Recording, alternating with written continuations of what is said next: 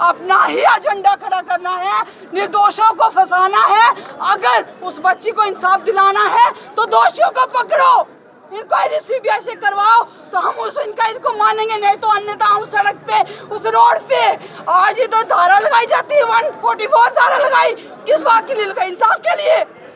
हम उस धारा का उल्लंघन कर रहे हैं या ना करें, आज हमें कोई पुलिस रोके, कोई अवाम रोके, हम नहीं सुनेंगे। हम अपनी लाशें हम उधर मरेंगे। अगर आज हम इतने दिनों से उधर बैठे मीडिया वालों का काम हो जाएगा, हम इतने दिनों से उधर बैठे, आज तक ये मीडिया नहीं है। किस मीडिया को पैसा मिला है ये बताओ मुझे। लाशें दिखाओगे ज्यादा पैसे मीडिया मिलेंगे। बिकी हुई है, मैं शरेआम मुंह पे बोलूंगी, आज मीडिया बिकी हुई है। अगर नहीं बिकी, दोनों साइड से न्यूज दो। आज तक उस बच्ची के रेप का दिया जा रहा है, लेकिन उसके इंसाफ के लिए जो हम 3 महीने से तड़प रहे हैं, उसका क्यों नहीं दिखा रहा मीडिया? जिस मीडिया ने पैसे खाए हैं वो शरेआम में बोल रही हूँ, वो जम्मू में पैर मत रखे, क्योंकि इंसाफ की दुहाई के लिए आजकल इंसाफ दबाया जा रहा है। क्यों सरकार पैरालिसिस कोई सरकार, अब सड़ी हुई सरकार को एक धक्का और दो। नमस्कार, मैं हूँ गायत्री गुप्ता और आप देख रहे हैं SPN9 न्यूज। कठुआकांड में एक आरोपी है, जी हाँ, कठुआकांड में एक आरोपी है जिसको लेकर क्राइम ब्रांच की चार्जशीट पर भी सवाल खड़े किए जा रहे हैं। ये आरोपी है विशाल, जिसको लेकर कहा जा रहा है कि विशाल उस दिन मौजूद था जब परी के साथ बलात्कार हुआ, परी की हत्या हुई।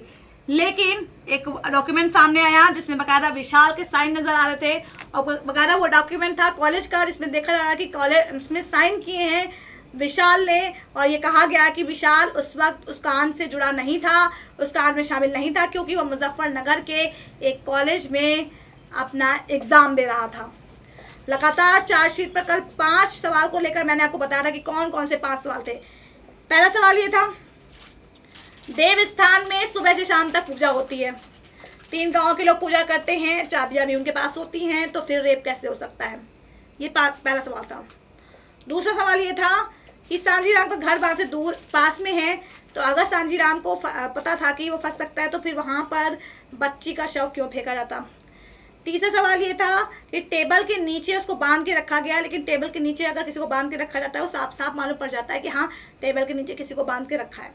चौथा सवाल ये था विशाल को लेकर कि जिस तरह से कहा जा रहा है कि विशाल वहां पर शामिल था, लेकिन विशाल की जो डॉक्यूमेंट सामने आए हैं उसमें बकायदा उसके साइन बता रहे हैं कि वो उस कांड के समय मेरठ में था, वो कांड में शामिल नहीं है।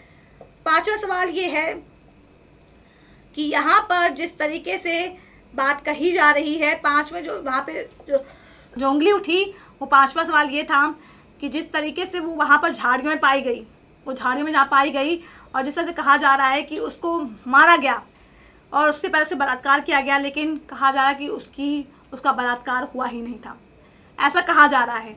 ऐसी मेडिकल रिपोर्ट आई, ऐसी फॉरेंसिक रिपोर्ट में ऐसा कहा जा रहा है कि उसका बलात्कार नहीं, इसका अलग पहलू है। लेकिन कुल मिलाकर ये जो सवाल थे जो मैंने आपको बताए हैं, ये सवाल उठाए जा रहे हैं और सवाल बाकायदा सामने आ रहे हैं, और उससे कहीं ना कहीं जम्मू कश्मीर की जो क्राइम ब्रांच है उस पर सवाल खड़े हो रहे हैं। हालांकि CBI जांच की मांग आरोपियों की तरफ से की जा रही है। आरोपियों का साफ साफ कहना है, सांझीराम ने साफ साफ कहा है, अगर मैं गलत हूँ तो आप फांसी दे दो मुझे, लेकिन नार्को टेस्ट कराओ, CBI जाँच कराओ। उसकी बेटी का भी साफ साफ कहना है कि आप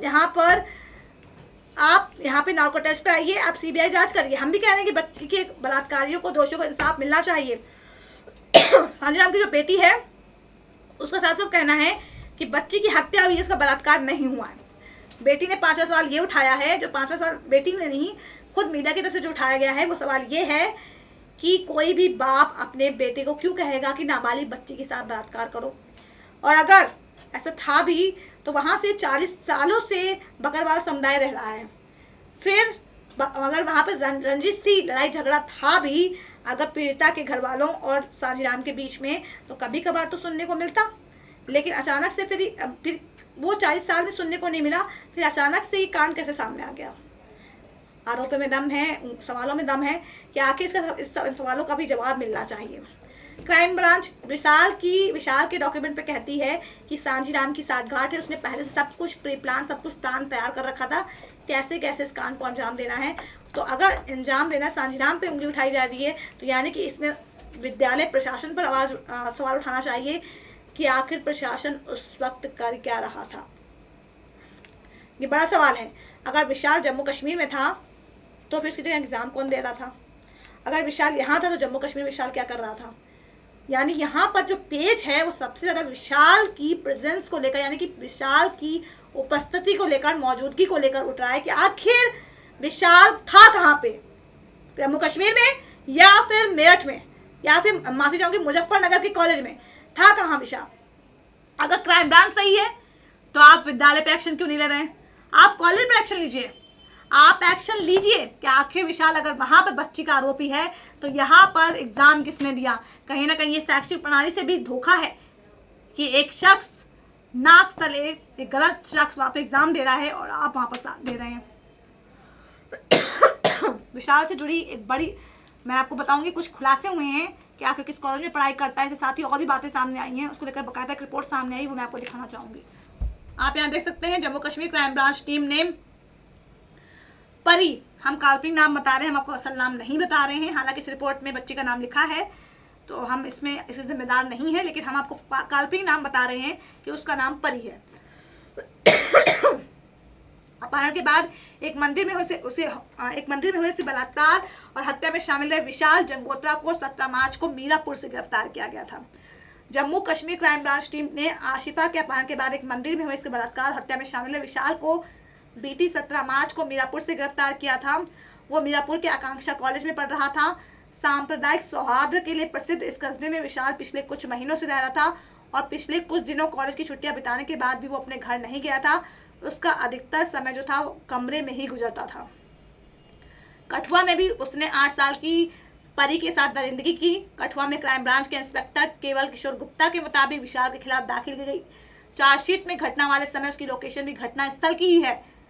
अगर घटना स्थल की है, मैं बार बार ये कह रही हूँ कि घटना स्थल की उसकी लोकेशन थी तो फिर विद्यालय पर एक्शन क्यों नहीं कर रहे हो आप? आखिर विशाल अगर वहां पर मौजूद था, उसकी लोकेशन बयां कर रही थी, वो जम्मू कश्मीर में था, तो फिर आप एक्शन यहाँ पे क्यों नहीं कर रहे हो? आप क्यों नहीं सवाल उठा रहे? आप यहाँ पे एक्शन क्यों ले रहे हो? आप जवाब क्यों दे रहे हो? जवाब दो, लेकिन यहाँ पे एक्शन लो कि आखिर विशाल मुजफ्फरनगर में कर क्या रहा था? अगर विशाल जम्मू कश्मीर में अगर विशाल जम्मू कश्मीर में मौजूद था तो यहाँ पर उसकी जगह एग्जाम कौन दे रहा था? ये बहुत बड़ा सवाल है। इस सवाल को अगर ढका गया तो समझिए यहाँ पर कहीं ना कहीं आरोपियों का एक बड़ा साथ दिया जा रहा है और यहाँ ये भी हो सकता है कि आरोपियों के खिलाफ भी कुछ किया जा रहा है। इसके दोनों पहलू हैं, इन दोनों पहलुओं पर गौर करना होगा। कहने से, बयान देने से काम नहीं चलने वाला है। आप बार बार मैं कह रही हूँ, आप जाके स्कूल प्रशासन पे एक्शन लीजिए, वहाँ के डीएम से बात करिए क्या कि विशाल वहाँ था तो यहाँ कौन था, और विशाल यहाँ था तो क्राइम ब्रांच की चार्जशीट झूठ क्यों बोल रही है? मार्च महीने में मीरापुर के बबरे माता मंदिर में ली गई सेल्फी उसने फेसबुक पर पोस्ट की थी और जिसके बाद जम्मू पुलिस उस तक पहुंच गई। लेकिन ये बात जम्मू पुलिस नहीं जानती थी कि वो यहाँ पढ़ रहा था। यहाँ उनकी एक स्थानीय पत्रकार राहुल शर्मा ने मदद की और विशाल को ढूंढ निकाला गया। वो एक सामाजिक कार्यकर्ता सुमन शर्मा के घर में किराए पर रह रहा था। सुमन शर्मा के बेटे रवि शर्मा ने जानकारी दी कि 3 महीने पहले वो यहाँ आया था और वो अधिकतर अपने कमरे से बाहर निकलता नहीं था। विशाल की गिरफ्तारी में जम्मू कश्मीर पुलिस का सहयोग करने वाले राहुल शर्मा कहते हैं कि जम्मू क्राइम ब्रांच के लिए 30,000 की आबादी में विशाल को तलाशना मुश्किल था और स्थानीय स्तर पर अपनी जानकारी का मैंने इस्तेमाल किया और विशाल ने इंसानियत को शर्मसार करने वाला काम किया था। मैंने मानवता और देश के प्रति अपने कर्तव्य को निभाया है और विशाल को सख्त सजा मिलनी चाहिए। मीरापुर के बारे में आप जान लीजिए, मीरापुर है क्या? मीरापुर एक मिश्रित आबादी वाला कस्बा है जहां 2 धर्म आपसी प्रेम के साथ, 2 संप्रदाय के लोग आपसी प्रेम के साथ रहते हैं। इस गिरफ्तारी में यहाँ लोगों को आश्चर्य से भर दिया है और सभी ने इस अपराध की आलोचना की है और सख्त से सख्त सजा की मांग की है। मोबाइल की दुकान जो चलाते हैं डीडू रस्तोगी, उनका कहना है कि उस दरिंदे और उसके साथियों को फांसी होनी चाहिए क्योंकि इस इंसानियत को शर्मसार किया है। और ये देखिए, सांजीराम स्थानीय मुस्लिम अल्पसंख्यक गुज्जरों जिन्हें बकरवाल भी कहते हैं में डर पैदा करना चाहता था जिससे वो इलाका छोड़कर चले जाएं। इसके लिए उसने ये योजना बनाई। इस जघन्य अपराध का मुख्य आरोपी 56 साल का सांजीराम उस मंदिर का पुजारी है जहां इस घटना को अंजाम दिया गया था। और विशाल उसी सानीराम का बेटा है। आशिफा के पिता ने मीडिया को बताया है कि 8 दिन तक वो आशिफा को हर जगह तलाशते रहे, लेकिन मंदिर में नहीं गए, क्योंकि मंदिर एक पवित्र जगह होती है। माफ़ी चाहूँगी, परी नाम है, मैं माफ़ी चाहूँगी, परी नाम है जो बच्ची है, और उसको 8 दिन तक तलाशते रहे, लेकिन यहाँ पर मंदिर एक पवित्र जगह है, इसलिए वहाँ पर उसकी तलाशी नहीं की गई। मीरापुर से उसकी गिरफ्तारी की वजह जो थी विशाल की, वो सेल्फी बनी जो उसने बबरे माता मंदिर के बाहर ली थी। और मीरापुर बिजनौर मार्ग पर प्राचीन बबरे माता मंदिर है, जहाँ हर साल मार्च में मेला लगता है। इस बार भी यहाँ मेला लगा, जहाँ उसने सेल्फी लेकर फेसबुक पर अपलोड की। और मंदिर के करीबी खेती करने वाले राजकुमार बताते हैं, ये सब बबरे माता की कृपा है कि उसने अपने दरबार से इतने बड़े दरिंदे को पकड़वा दिया। चलिए अब कॉलेज की बात कर लेते हैं। आकांक्षा कॉलेज है, जिसमें वो बीएससी एग्रीकल्चर की पढ़ाई कर रहा था। जब पूछा गया तो आकांक्षा कॉलेज में एडमिशन का कोई लेना देना नहीं है। कॉलेज के प्रिंसिपल मंजीत सिंह कहते हैं, जब भी कोई आवेदन करता है तो कॉलेज का चयन यूनिवर्सिटी करती है, उसे इसी प्रोसेस से यहाँ एडमिशन मिलता है।